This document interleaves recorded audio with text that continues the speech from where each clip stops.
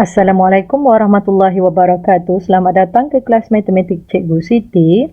Tajuk pembelajaran kita pada hari ini ialah 4.2 perkaitan dalam masa, iaitu di akhir pembelajaran murid boleh menukar unit masa melibatkan perpuluhan, iaitu yang pertama jam ke minit, yang kedua hari ke jam, yang ketiga tahun ke bulan, yang keempat dekad ke tahun, yang kelima abad ke dekad dan yang keenam abad ke tahun. Okey, ini adalah formula-formula yang akan kamu gunakan semasa menjalankan penukaran masa, iaitu formula jam dan minit, 1 jam 60 minit, formula hari dan jam, 1 hari 24 jam, formula tahun dan bulan, 1 tahun 12 bulan, formula dekad dan tahun, 1 dekad 10 tahun, formula abad dan dekad iaitu 1 abad 10 dekad dan yang terakhir 1 abad 100 tahun. Yang ini kamu kena hafal lah, kamu kena tahu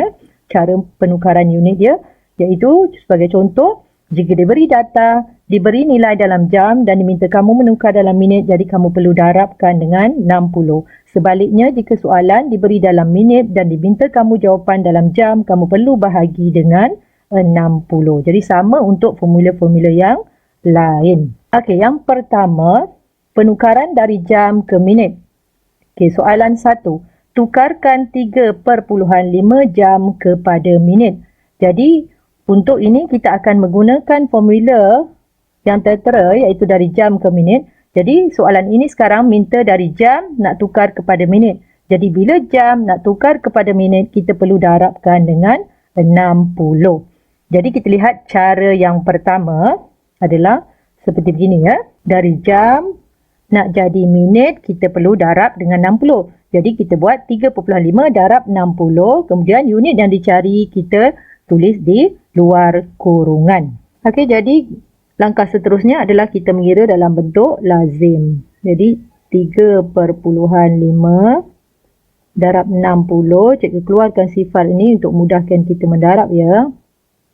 Jadi sifar di sini 5 darab 6 30. 3 di sini 6 darab 3 18. 18 tambah 3 21. Jadi jika kamu ingat lagi semasa belajar perpuluhan tempoh hari, jadi ini adalah satu tipi, iaitu di belakang titik perpuluhan ada satu nombor. Jadi jawapan juga akan jadi satu tipi, iaitu di belakang titik perpuluhan ada satu nombor. Jadi titik perpuluhan akan berada di sini, iaitu jawapan kita adalah 210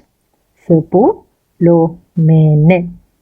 Okey, kita lihat pula cara yang kedua.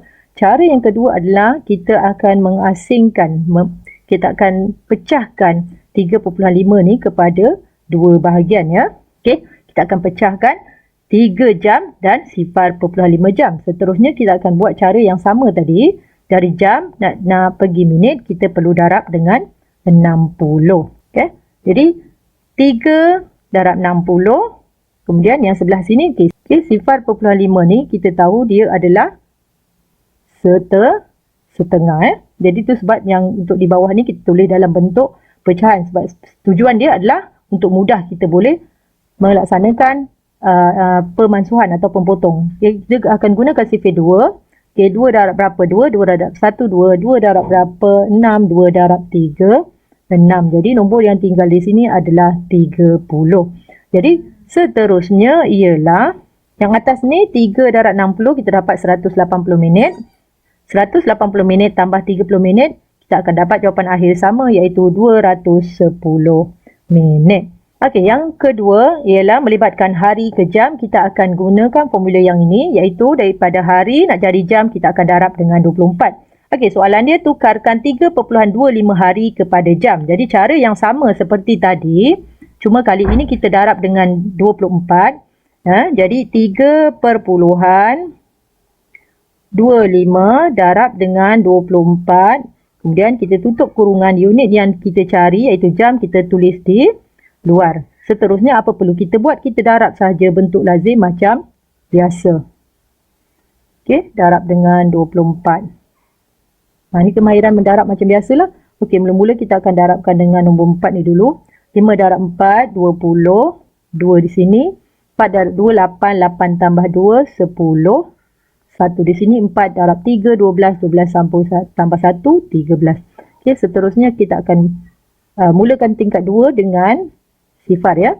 Dan kita darab dengan nombor 2. Semua nombor di atas darab dengan 2. 5 darab 2, 10. 1 di sini. Seterusnya 2 darab 2, 4. Tambah 1, 5. Okey, 3 darab 2, 6. Kita tambahkan saja nombor ni. Sifar, sifar, 8, 7. Okey, jadi bila kita lihat di sini, titik perpuluhannya, ini adalah 2 tipi, iaitu di belakang titik perpuluhan ada 2 nombor. Jadi jawapan pun akan jadi 2 tipi, iaitu di belakang titik perpuluhan ada 2 nombor. Jadi jawapan dia adalah 78 jam. Simple sahaja. Baiklah, yang ketiga ialah tahun ke bulan. Tukarkan 13.5 tahun kepada bulan.